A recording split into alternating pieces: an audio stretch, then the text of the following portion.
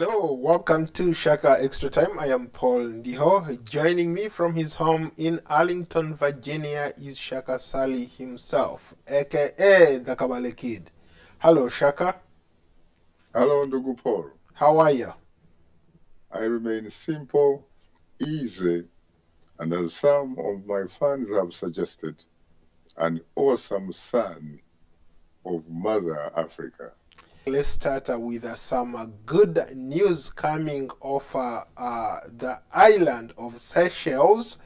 For the first time in 43 years, the opposition claimed victory or won the presidential election. Your thoughts, Shaka?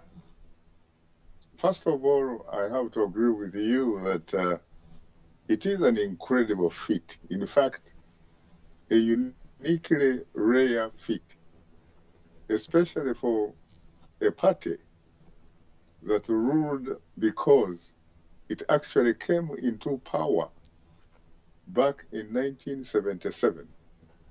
They call it a coup, but in fact it was a sort of invasion from Tanzania. It was the Tanzanian trained revolutionaries who were supporting Albert Rene, who had been a prime minister and had actually 77 started his own opposition party. He was ideologically compatible with what was happening in Tanzania under Mwalimu Kambarage Julius Nyerere. And he was also actually compatible with what was happening then at what used to be the Soviet Union. So basically what happened is the Seychelles regained its political independence from Britain in 1976. And the founding president was a gentleman who you and I had the privilege of meeting so many years ago back in Washington when he was signing his memoirs. Yes. James Merchant. James Mancham. He had previously studied law in the United Kingdom and had actually formed a political party called the Seychelles Democratic Party in 76 before he finally became the first president of the island. He had hardly been in power while attending the Commonwealth Conference in London in 1977 when his fate was sealed. And I think being a Ugandan, you are not unmindful of the fact that there was also a Ugandan Milton Obote. Dr. Apollo Milton Obote, who also had previously been attending the Commonwealth Heads of State and Heads of Government Summit in London. But in his particular case, back in 1971, when he also was overthrown by a military coup led by General Idi Amin Dada. So it looks like, the Commonwealth Summit sometimes are not particularly pleasant for some unlucky African leaders. It used to be the case, but now things have changed. Well, things have changed because the international community has figured it out. If you overthrow a government courtesy of AK-47, not many people are willing to do business as usual with you, which is a very good thing, which is why I often say that should be extended to cover those governments which engage in either stealing an election, or call it rigging an election, or using the method of creative accounting, that those types of results which do not reflect the will of the people or the will of the voter should be treated equally the same as military coups. Because in fact, they accomplish the same goal, which is the overthrow of constitutional order. Despite what is going on this year, a lot of people have said 2020 is a dead year. But we've had some greater news, especially for people who have been in opposition, at the same time being leaders in church.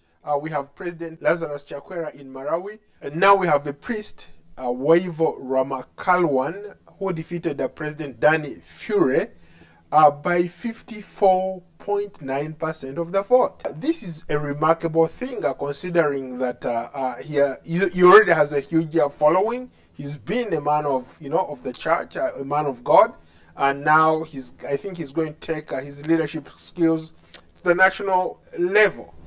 Your thoughts, Shaka? Well, I think, Paul, what happens is that people were very tired.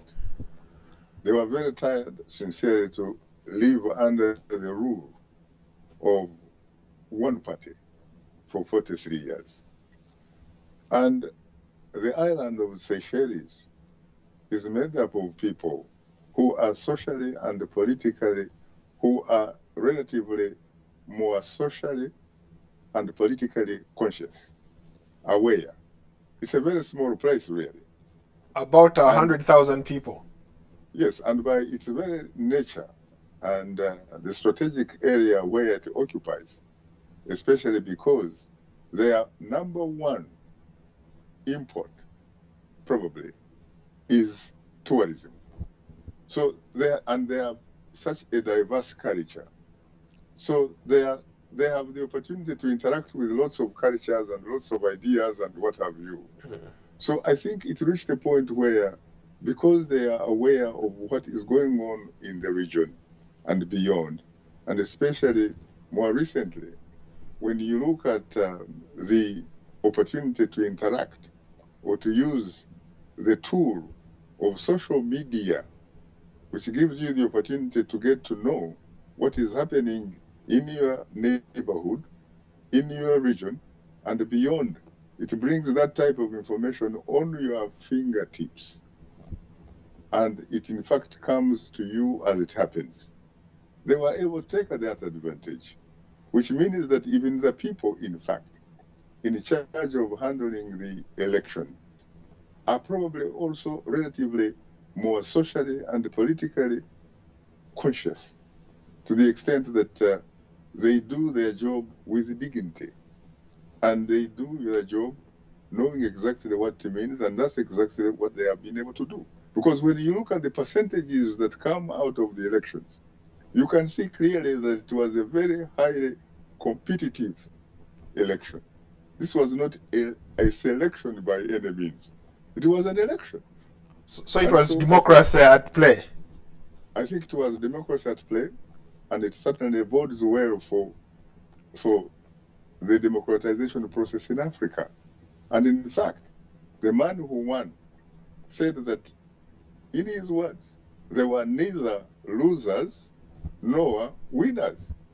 He probably could have said it was the people of Seychelles, in fact, who won, and it was also democracy that won, and indeed African democracy, because Seychelles joins several other countries on the continent that have actually been getting it right. Shaka, you're right, because it looks like he was more conciliatory towards Mr. Fure, saying that they are very close friends and he's looking forward to working with him. So, in other words, he extended the olive branch to him. Yes, and in fact, they have already set precedents in history.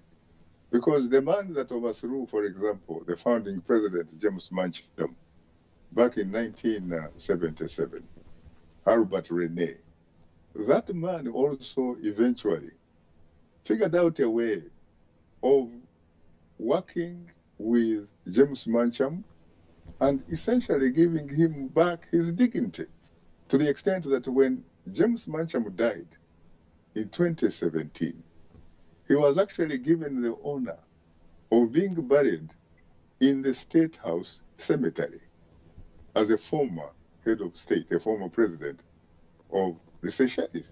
So that's a very good thing. But you know what? I am one of those people who have copiously quoted Albert Einstein, Professor Albert Einstein, who, of course, is famous for having said that if you continue doing, the same thing over and over again, expecting different results, that must be insanity. In this particular case, the guy that has actually won the election, the Anglican priest, Ramakarawana, has actually defied the odds. Mind you, he actually tried 7 times, and on the 7th, he actually nailed it. Shaka, this is interesting in so many ways. When you think about trying 7 times and losing, but not losing hope, what does this say to the future of politics in that country, to the future of opposition in Africa, where opposition tries and tries and tries, but he never gave up? And I guess finally he's able to say, I never gave up. How can opposition in different countries maybe learn from this example in Seychelles? You can, but again, it depends which part of the African continent you are talking about. Because when you look at Southern Africa, there seems to be a trend of democracy. There seems to be a trend. And in fact, they do have what is called the SADC, the Southern African Development Community Electoral Code, which actually promotes the values of democracy. And so, without necessarily going further into details, I think that if you are in Southern Africa, you are more likely to get it politically than if you were, for example, in East Africa, or if you were in Central Africa, or North Africa. But if you were in Southern Africa, and probably in West Africa, you can look at the facts on the ground. There are more countries in those 2 regions that have actually become or joined the Democratic Club. The new president was sworn in on Monday, but there are a lot of critics. Let's go to Patrick, who says that the result is a political earthquake here in the Seychelles. But the new president obviously has so much that he's going to deal with. There is high level of corruption, people yearning for change. There is really not much that goes around from the government coffers to do certain things for ordinary people, despite the fact that they have this enormous potential that they tap in of tourism. I think you are right. And tourism, of course, also has the disadvantage these days because of operating under the conditions of the coronavirus pandemic. So when you talk about the tourism industry and the hospitality industry, those countries that benefited enormously from those types of industries have, in recent months, have really been experiencing plenty of problems. He will have, of course, to be very creative, very innovative, and he may be lucky in the sense that within months, the vaccine or some effective and safe therapies that deals with the COVID-19 may by then have been procured. So that could in fact ease conditions so that the industry of hospitality and tourism can actually begin to pick up. There are some people who argue that being an Anglican priest, maybe he's used to that kind of stuff. He's used to leading where the government has failed, helping people where they need help, and arguably he could actually turn out to be one of the best presidents they have ever had, because he's used to dealing with the common person, the ordinary folk. Well, let's hope that you're right. But I'm reminded, for example, by a statement issued by Dr. Henry Kissinger when he was a prominent U.S. Secretary of State for Richard Nixon and Gerald Ford. He once talked about how politics is not religion, and religion is not politics. And he had to know something about it, because not only was he the Secretary of State, but he was a professor of politics to boot for many years at Harvard University. That's a perfect segue. Let's go from the Indian Ocean all the way to West Africa. Nigeria, protests continue despite the fact that the government has made some concessions, but it looks like nothing the government can do that is going to stop these young people whose time has come. It's about time they change some of these policies. I think the issue on the surface may look like police brutality, but in fact, the issue is much, much larger than that. The issue, in fact, is about identifying the fundamental root causes of the problem and begin to address those issues. And those issues are likely to reflect the absence of social, economic, political, cultural justice for all, and especially for the small guy. I am reminded of what happened, for example, in 2010 in some North African countries. That period, those events are regarded as the Arab Spring, although I don't really know where that language came from, because we are talking about Africa. Why couldn't it possibly be the African Spring? The thing is, when you look at what brought about the Jasmine Revolution in Tunisia, where for many years a Mr. Ahmed Bourguiba, who used to talk about how he was the system and the system was Bourguiba. It happened that there were so many young, educated people, very many educated people, but with no prospects for a job. The cost of living was very, very high. It was very difficult for people to negotiate their way around the things that are important to life. Immediately, you know what happened? Immediately, in fact, the reason you had changes in Tunisia was because of the youth. And the youth, in a sense, pressured some government institutions, including the military. It came to the extent of where the military had to choose between dictator Ben Ali. Was it Ben Ali? Yes, you're correct. Dictator Ben Ali and their sons and daughters, their cousins, their nephews and nieces. And eventually what happened was they chose the people of Tunisia. Ben Ali had immediately no choice but to flee, to head for the nearest political tall grass in Saudi Arabia, and he has since died. Yes.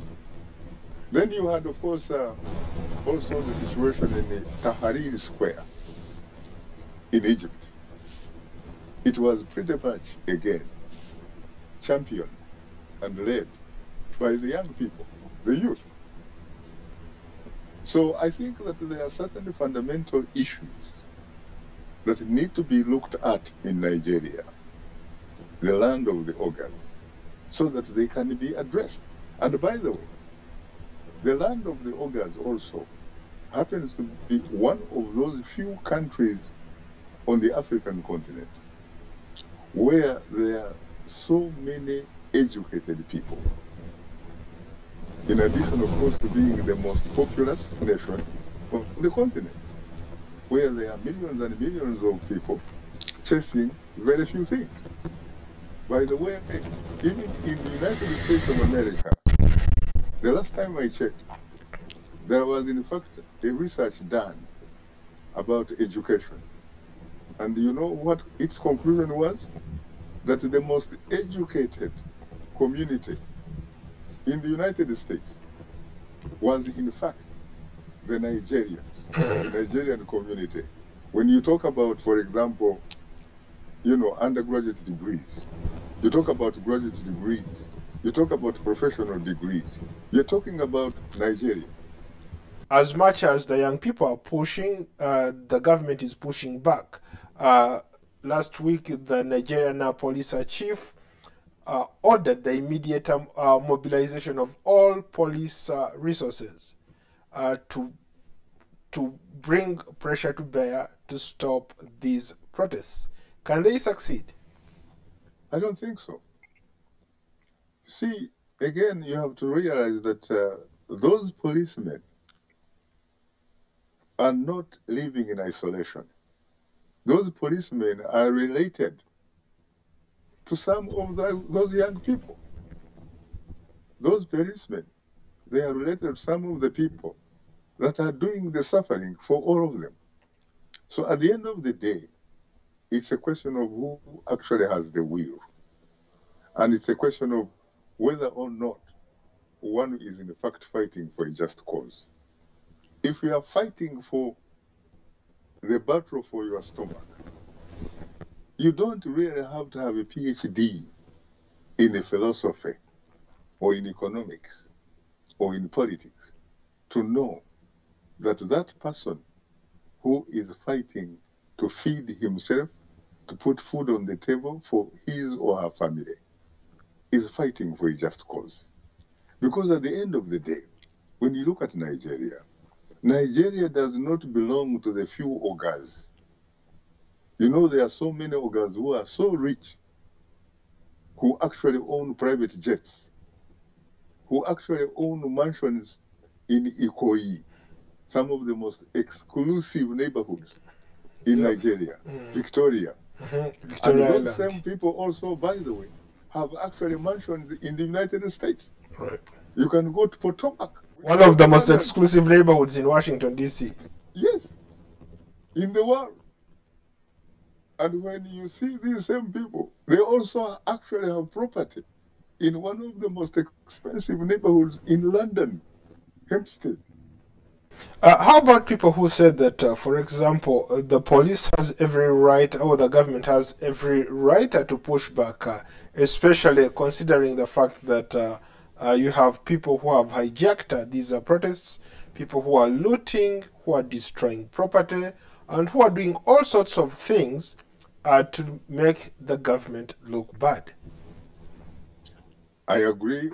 I agree absolutely that in that particular case, they have a point. It is true that for the most part, the protests have really been peaceful, made up of young people for 2 weeks.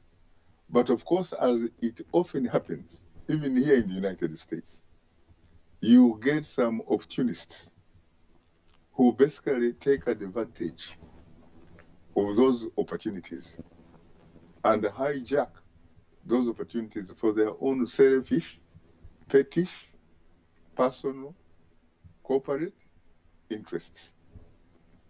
There has been reported a lot of looting, a lot of arson, burning property, burning government offices and what have you. And the youth have said that under no circumstances were they in fact part of that kind of behavior. And you can look at their record, because for 2 weeks, they were actually protesting in a peaceful manner. But suddenly, you have these other people who are probably part of the organized crime. So how would you respond to people who said that in some cases, for example, in Lagos last week, some armed security people opened live fire, ended up killing about 12 people? And Amnesty International and other people are calling those human rights abuses, to the extent that they are calling for the people involved to be prosecuted. Yes, I have seen those reports, in fact, by Amnesty International. I think what the government needs to do sincerely, the government, if it has any respect for its citizens, it ought to at least immediately bring, form some kind of commission of inquiry. They make some investigations and find out exactly what happened, who did what, to whom, and what have you, so that at the end of the day, if they can correct the evidence that they think can help them to take some of these individuals through due process in order for them to be prosecuted if they indeed committed those crimes, or any crimes for that matter, I think that's what should happen. How about the power of social media? The young people, the youth who are actively involved on social media, they look at it as a rallying point, something that has literally connected them to one another. It's like as if I'm watching events happen live in Nigeria when I'm seated here in Washington, D.C. How much has social media contributed to these protests that we see? Well, first of all, social media, of course, as you know, is a very useful tool. It is a very useful tool in the sense that it helps the protesters, for example, to mobilize and organize and execute. And as I often say, I have absolutely no doubt in my mind, and I'm saying this from the deepest, better part of the bottom of my Kabari heart and soul. The future of Africa is very safe in the hands of the changing demographics, because in fact, they're increasingly becoming the majority on the continent in their rights. And when it comes to politics, numbers matter. It is the numbers game, stupid. And I think that with the changing demographics, in tandem with the power of the social media, I can see them bringing about a sort of paradigm shift, so that we no longer continue to do things as we have always done. I think that whether we like it or not, this is certainly a new dawn. And it is a new dawn that is likely to begin and end with the new generation, with the young generation. And I think that it is really high time that our generation passes on the baton. Because whether you pass on the baton to the younger generation or not, history is not going to be favorable to us. Because one way or the other, the changing demographics are going to be calling shots sooner or later. And in fact, I would like to think that this is their moment. This is our moment. So on that note, we'll end it here. I look forward to hosting you on another edition of Shaka Extra Time. Thank you very much, Ndugupor, and good luck with your moment. Thank you so much. Are you handing me the baton? You got it, baby. You got it. Okay, I will take you up on that. Thank you. Okay.